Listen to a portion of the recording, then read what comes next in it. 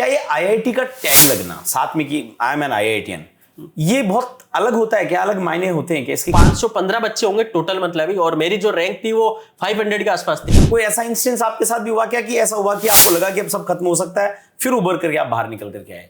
90% वाला बच्चा भी एक बार आईआईटी करने के बारे में सोचने के बारे में झिझकता है, और आप तो हिंदी मीडियम से, सरकारी स्कूलों से, चुरू से निकले, 10वीं में 67% थे। जब भी आपके दिमाग में आईआईटी शब्द सुनने में आता है, आईआईटी का मतलब समझ में आता है कि शायद वो बच्चे जिनके 98% होते होंगे, जिनके 99% होते होंगे, या बहुत ही इंटेलिजेंट बच्चे।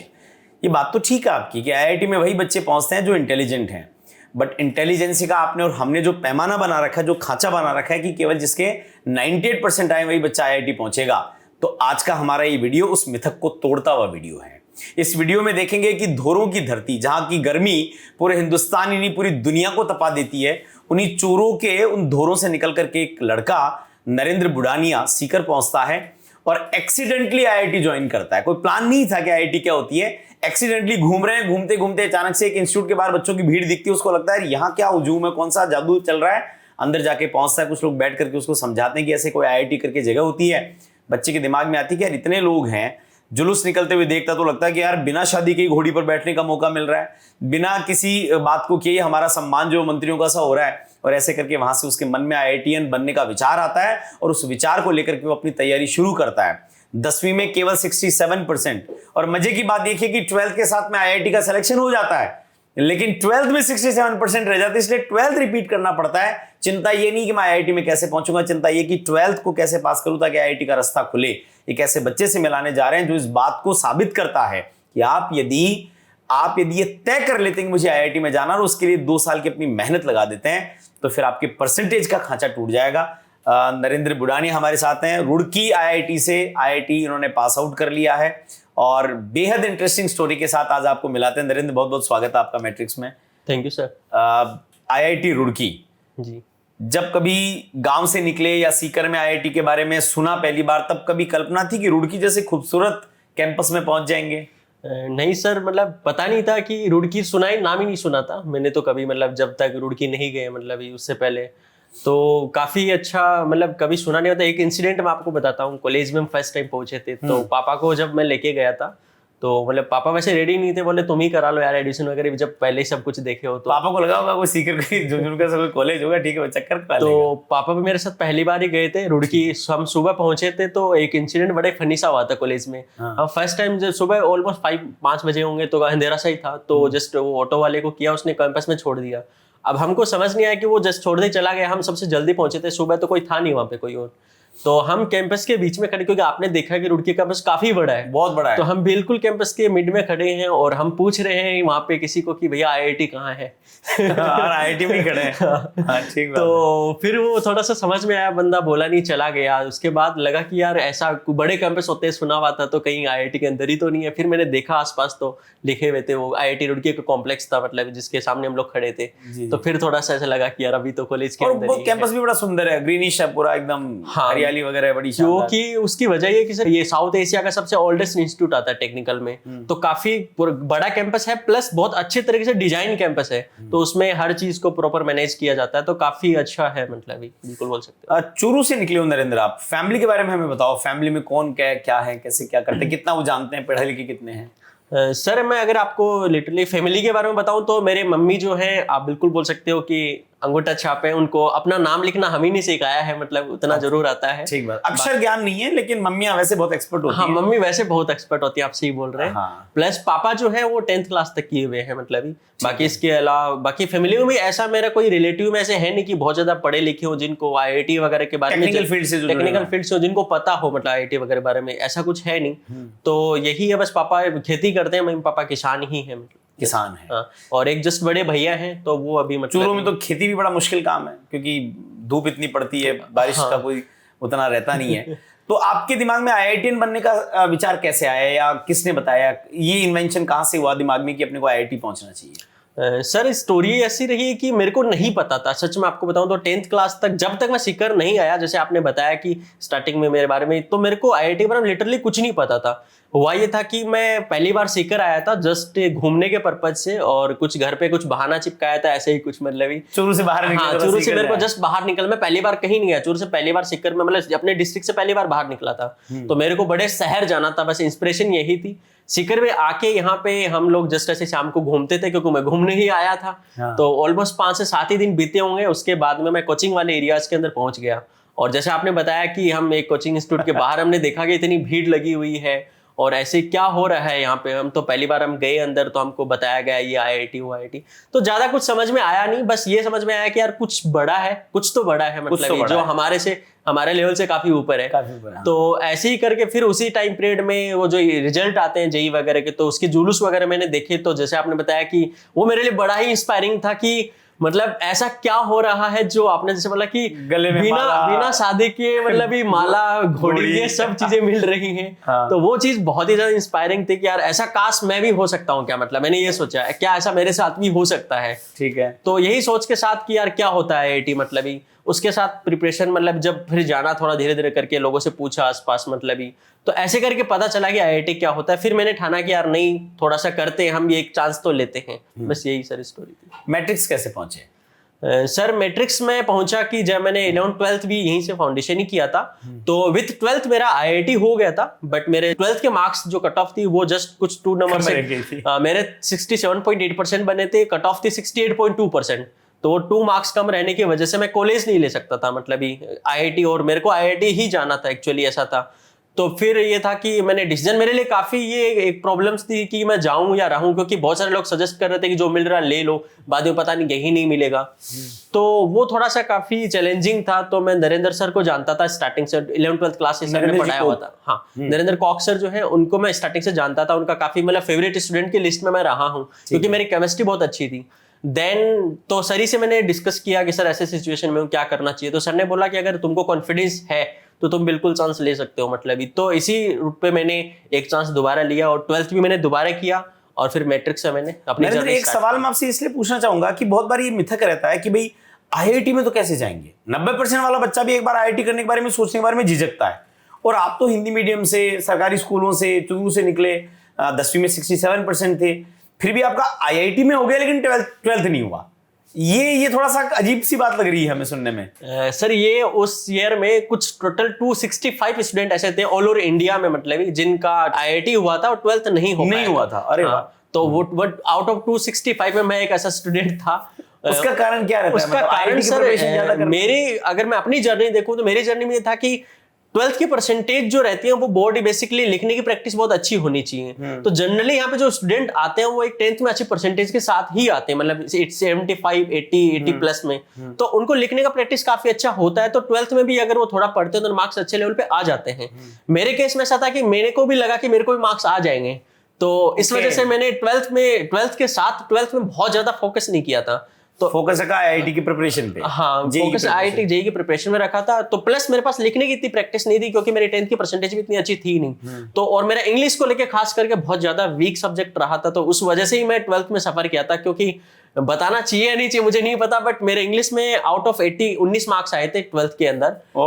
सो दैट्स बस वही एक रीजन था जिसकी वजह से मेरा 12th की कट ऑफ मतलब परसेंटेज काफी कम रह गई थी। तो उसी वजह से कि मैंने दोबारा ड्रॉप लेना पड़ा। गांव वालों को अंग्रेजी में हाथ तंगी रहता है, बस वही चीज सर। तो क्योंकि मेरी जो 7th 8th क्लास तक जो पढ़ाई हुई थी वो एक ऐसे, आप जानते हैं कि गवर्नमेंट स्कूल जो होती है गांव, उसमें एक रूम में 2 गेट होते हैं। हाँ। एक से सर आते थे, हम दूसरे से बाहर निकल जाते थे। वो बड़ी वाली बसें चलती थी ना पहले, जिनमें एक गेट इधर से, उस टाइप के रूम होते थे, इधर से सर आए। और नीचे दरियों पे बैठते थे उस टाइम पे। आज भी वो चीजें याद है, भूलते नहीं। मतलब जब भी मैं जाता हूँ गाँव में जरूर स्कूल जाता हूँ, अगर 15 अगस्त या 26 जनवरी पे घर पे होता हूँ तो वो माहौल में मैं रहा हूँ। तो बस वही वजह थी कि क्योंकि पता नहीं था, एक्सीडेंटली जैसे आपने बोला कि आईआईटी प्रिपरेशन करने आए थे, तो वो एक 12th जो 11th 12th जो 12th वाला जो परसेंटेज वाला था, तो यही वजह थी मेरी। मैट्रिक्स की अपनी प्रिपरेशन में कोई ऐसी घटना आपको याद आती है कि जो आपके लिए आज भी भूलना मुश्किल है? सर घटनाएं तो बहुत सारी रही है। हाँ। बट क्या बताना चाहिए? आप बताओ कोई दिक्कत नहीं। तो जैसे अगर मैं पढ़ाई से रिलेटेड एक इंसिडेंट बात करूं, मतलब ही तो कुछ ऐसा हुआ था कि एक बार हमारा बैच था, 3 बैच थे हमारे टाइम में हिंदी मीडियम के, AH1 2 3। तो मैं AH1 में था, तो मॉर्निंग शिफ्ट में हमारा बैच लगता था। तो मेरे को पर्सनली इश्यूज थे क्योंकि मैं खाना बना के खाता था, तो मॉर्निंग में खाने का इश्यूज होता था, इसलिए मैंने बैच को शिफ्ट किया था दोपहर में अपने आप को।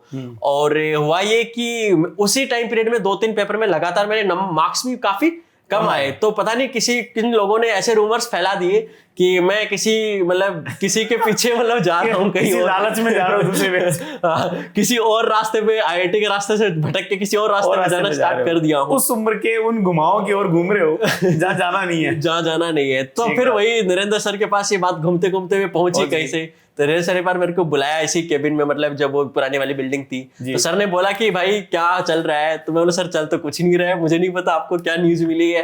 तो फिर सर ने ऐसे करके समझाया कि बेटा अभी जो 4-6 महीने तुम्हारे पास में है, इसको ध्यान से दे लो। जैसे मैं एक चीज और पूछता हूँ कि कई बार हमारे लगता है कि ये IITian है।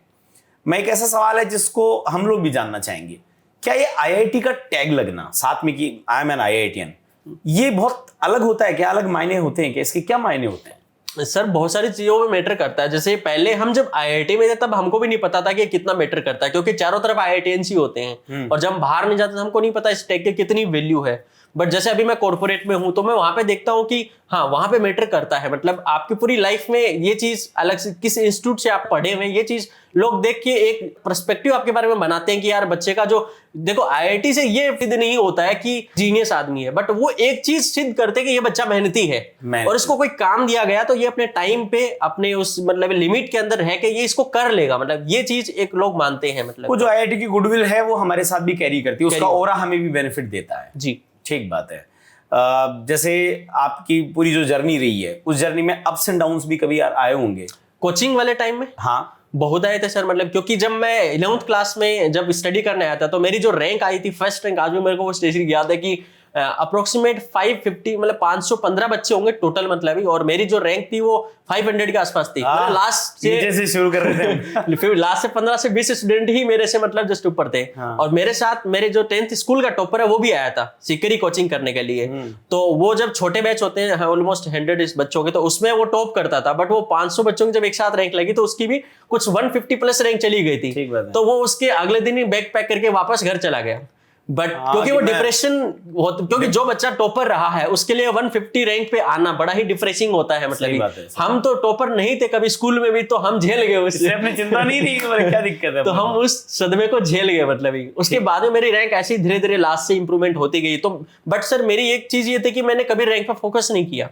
मैं हमेशा अपने आप, जो बोलते हैं कि खुद से ही कंपटीशन होता था कि यार मैंने जो किया है मैं उसे 4 चीज बेटर करूं। तो बस मैं इसी चीज को लेके मैंने हमेशा तैयारी करी थी। तो मेरे काफी धीरे धीरे रैंक ऑटोमेटिक ही इंप्रूवमेंट होती गई।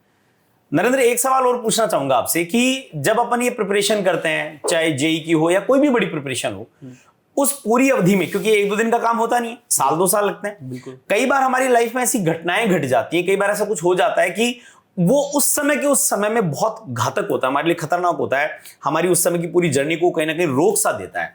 कोई ऐसा इंस्टेंस आपके साथ भी हुआ क्या कि ऐसा हुआ कि आपको लगा कि अब सब खत्म हो सकता है, फिर उभर करके आप बाहर निकल करके आए? बिल्कुल सर, एक इंसिडेंट मेरे साथ ऐसा हुआ था, मैं बताना चाहूंगा कि जब ये प्रिपरेशन मैंने जब रिपीट लिया था एक साल, जब मैं मैट्रिक्स में था, तो मेरी जो एग्जाम थी जेई एडवांस की 24 में, मुझे आज भी डेट याद है, 24 मई को मेरी एग्जाम थी और 20 मई को मेरे आईज में लगी थी। यहाँ पे सीकर में जब हम नॉर्मली खेल रहे थे, मैं लगाता हूँ चश्मा, इसका जो ग्लास था मेरे आंख में चुभ गया था, जिससे मेरा स्किन वगैरह काफी कट होने से काफी प्रॉब्लम हो गई थी। तो वो उस 20 को पता नहीं चला, बट 21 को सुबह पता चला कि आंख से दिखना बंद हो गया है। देन फिर हम लोग जयपुर गए, पापा को, मैंने तब तक तो पापा को भी नहीं बताया था क्योंकि सोचा पापा डांटेंगे, सही बात है, सामने एग्जाम है, 3 दिन बाद, तो 3 दिन बाद एग्जाम है तो काफी डांट पड़ने वाले। तो मैंने 20 को पापा को नहीं बताया, 21 को सुबह जब दिखना बंद हो गया तो कोई ऑप्शन नहीं बचा था, मैंने पापा को बताया और फिर हम जयपुर गए, ऑपरेशन वगैरह नॉर्मल चेंजेस। तो हम जब जयपुर गए तो सर ये हुआ अगेन कि वहां पे डॉक्टर हमको सही नहीं मिला। जो फर्स्ट हमारा डॉक्टर था, सुबह जब हम 11 बजे के आसपास पहुंचे, तो उसने बोला कि यार वो लाइन मुझे सर आज भी याद है, उसने ये बोला था कि चलो हो सकता है ऐसा इंसिडेंट भी हो, बट एटलीस्ट थोड़ा डॉक्टर को सही से बोलना चाहिए। कि उसने मेरे को एक लाइन बोली थी कि या तो पेपर दे लो या आंख बचा लो। तो ये चीज काफी, क्योंकि मैंने उसको बोला कि सर आप इतना कर सकते हो कि मेरा 3 दिन बाद पेपर है, मैं ऑपरेशन बाद में करा लूंगा, कुछ ऐसा कर दीजिए। हाँ, 3 दिन एक बार कुछ एडजस्टमेंट कर। हाँ, तो वो बोले कि नहीं ऐसा कुछ पॉसिबल नहीं, या तो आप पेपर दे लो या आंख बचा लो। तो वो बड़ा ही, क्योंकि 3 साल से मैं जिस चीज के लिए लगा हूं दिन रात से मतलब ही, और वो एक इंसिडेंट ऐसा लगे तो ऐसे दिल सा थोड़ा होता है ना, टूट सा ही जाता है, टूट सा या ठहर सा जाता है। बट मेरे को वो कॉन्फिडेंस था कि यार मतलब कुछ भी हो, मतलब कर लेंगे कुछ भी हो मतलब ही। देन फिर मैंने नरेंद्र सर से बात की अगेन, तो सर के कुछ कॉन्टेक्स्ट थे मतलब ही डॉक्टर्स वगैरह, तो सर ने एक जगह का रेफरेंस दिया। फिर वहां पे हम जब गए तो उन्होंने काफी सही से बात किया, तो उन्होंने बताया कि यार ऑपरेशन तो सर्जरी करना पड़ेगा क्योंकि जो नजर है वो जाने का काफी खतरा है। तो फिर 21 मई को सर मेरी सर्जरी हुई थी आइज की, 4 स्टेजेस मेरी आंख में लगे थे, और 29 को मेरी दोबारा सर्जरी हुई थी क्योंकि लिक्विड निकल गया था, तो उसके लिए डबल सर्जरी होनी थी। और उस बीच में 24 मई को मेरा पेपर था, 21 मई को मेरी आइज की पहली सर्जरी हुई थी और 29 को सेकेंड। तो उस टाइम पे सर मेरा पेपर जब मैं दे रहा था तो आंख में मेरे पट्टी लगी हुई थी एक। तो बहुत सारे लोग जिस रूम में मैं पेपर देने गया वहां पे भी सरप्राइजिंग थे कि एक आंख में मैं पट्टी लगी और पेपर देने आया हूं। एक आंख से मतलब आपने तो वो, पापा ने उम्मीद छोड़ दी थी कि मुश्किल ही होगा क्योंकि बहुत ही मुश्किल होता है मतलब दर्द के अंदर चीजें कर पाना। बट मेरे को सर ये कॉन्फिडेंस था कि यार एक आंख खुली है ना सारा, तो एटलीस्ट एक आंख से भी मैं पेपर तो क्लियर कर ही लूंगा। ठीक है, अच्छी रैंक नहीं होगी बट एटलीस्ट आईआईटी तो पहुंच जाऊंगा। ठीक है। तो उसी कॉन्फिडेंस के साथ में सर बैठे तो अच्छा ही गया। कुछ चीजें लॉस हुई मतलब आंख की वजह से लास्ट में, बट थोड़ा बहुत रैंक थोड़ा बहुत रैंक का फर्क पड़ा, बट अल्टीमेटली जो भी हुआ अच्छा, मतलब कोई दिक्कत नहीं है। और इसमें एक इंसिडेंट ये भी था कि जो ओमार भी मेरी थी वो भी मैंने जो वहां पे बंदे होते उन्हीं से, क्योंकि वो इतना ज्यादा आंख में लास्ट में प्रॉब्लम हो जाता है कि मैं भर नहीं पा रहा था, तो इतना ज्यादा इश्यूज हुआ था। बट फिर भी सर सब कुछ भगवान की दया से अच्छा रहा कि आईआईटी पहुंच गए। चलिए अच्छी बात। तो मैं ऐसे सिचुएशन में बताना चाहूंगा कि कभी कभी लाइफ में कुछ लोगों के आ जाते हैं तो वहां पे देखो आपके हाथ में नहीं है, जो आपके हाथ में आप वही कर सकते हैं मतलब। सही बात है। और उसमें बेस्ट रह के बेस्ट करिए तो सब कुछ अच्छा ही होगा। नहीं ऐसा होता है। आप तो आईआईटी में गए थे, चर्चा चल गई से मुझे याद आ गया कि मेरा 8वीं का पेपर था, मंडे से पेपर होने थे। मुझे फुटबॉल खेलने का बहुत शौक था, तो फुटबॉल खेलते समय मैं गोलकीपर था, किसी ने मारा शॉट यहाँ आके लगी। अब लगती इतना भयानक पेन हुआ, मुझे लगा टूट गया। पर घर आके बताओ कि सोमवार को आपका टेस्ट है, शनिवार को आप खेल रहे हो। तो रात को मैं सो गया, सुबह उठा तो ये पूरा स्वेलिंग।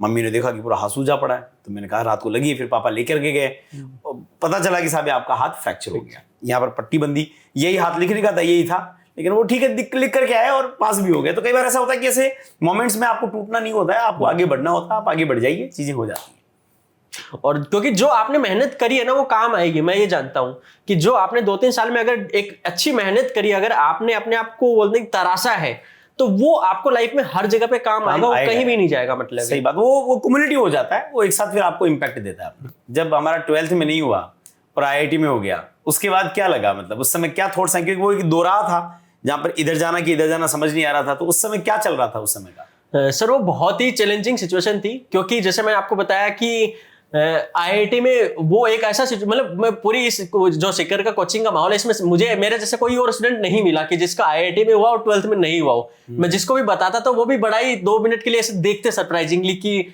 ऐसा भी हो सकता है क्या। तो बट वो हुआ ये कि उसके बाद में मेरे को कॉन्फिडेंस था कि यार मैं जेईई कर सकता हूँ दोबारा। अगर इस चीज पे मैं किसी को एडवाइस देना चाहूंगा कि काफी बच्चे ऐसे होते हैं जो मतलब एकदम वो सीमा पे होते हैं कि वो यार कुछ, या फिर उनको आईआईटी में अच्छी रैंक नहीं मिल रही होती है, या फिर वो मतलब उनको एनआईटी अच्छी मिले तो वो सोचते हैं कि यार मैं डिसीजन लूं कि नहीं लूं दोबारा करने का, रिपीट करने का। तो वहां पे मैं ये बोलना चाहूंगा कि अगर खुद को कॉन्फिडेंस है, अगर आपको लगता है कि यार आपको लेना चाहिए, आपका दिल बोलता है, दिल पे हाथ रख के पूछो अपने आप से कि आपको बोल रहा है आपका मतलब मन की यार लेना चाहिए, तो आप बिल्कुल एक चांस ले सकते हो, क्योंकि आपने जो पढ़ा वो कहीं जाएगा नहीं मतलब ही। हाँ वो तो आपके पास है। हाँ, तो वो कहीं ना कहीं रिपीट होकर हमेशा वापस आएगा। तो सर वो सिचुएशन से निकलने का फिर दूसरा जो सर लोग थे, जो गुरु थे हमारे, आप बोल सकते हो मतलब नरेंद्र सर है बाकी जो, तो उनसे जब मैंने डिस्कस किया तो मेरी चीजें क्लियर हुई कि नहीं यार, मैंने सोचा कि यार मेरे को लेना चाहिए एक चांस मतलब ही, तो बस इसीलिए सर मैंने एक चांस लिया। चलो आप आईआईटी पहुंचे, आईआईटी से निकल करके अभी आप एक कॉर्पोरेट में काम कर रहे हैं, अच्छा पैसा कमा रहे हैं, चूरू पे जाते हैं तो वहाँ के लोगों को इंस्पिरेशन मिलती है। इस वीडियो को बहुत सारे आपके जूनियर्स भी देखेंगे, अभी आने वाले जो बच्चे हैं, और वो नॉर्मली ऐसा होता है कि ऐसे टेक्निकल फील्ड्स में अपने सीनियर्स को देख करके सीखते हैं। तो कोई एक ऐसा मैसेज जो आप उनको बताना चाहोगे कि आईआईटी की पूरी जर्नी में, इसके प्रिपरेशन की जर्नी में, जेईई की जर्नी में, ये काम आपको नहीं करनी चाहिए और ये काम आपको करनी चाहिए? सबसे पहले अगर मैं बात करूं क्या करना चाहिए, तो नहीं, मैं उल्टा स्टार्ट करूंगा। मैं पहले ये बताऊंगा क्या नहीं करना चाहिए। ठीक है। तो देखो, 2 चीजें हैं कि कई बार क्या होता है कि क्योंकि ये ऑलमोस्ट ऐसे प्रिपरेशन होता है कि 1 से 2 साल जो टाइम होता है जिसमें कंटिन्यूअसली हमको टाइम नहीं मिलता, संडे को भी यहाँ पे टाइम नहीं होता है। तो कभी कभी क्या होता है, बड़ा फ्रस्ट्रेटिंग होता है कि खुद को मैनेज करना, ये चीज तो उससे उभरने का, जब मैं आपको बताऊं, बहुत सारे लोग क्या करते हैं कि जो माहौल होता है, गलत संगति जिसको मैं बोलूंगा, मतलब स्टार्टिंग में पता नहीं चलता इस चीज का, क्योंकि वो एज ऐसी होती है ना कि वो चीजें बहुत ही अट्रैक्ट करती हैं। बट होता है कि आपको बाद में चीज आके समझ में आती है कि यार वो अगर उस माहौल में हम नहीं जाते हैं तो हम खुद को प्रोटेक्ट कर सकते हैं।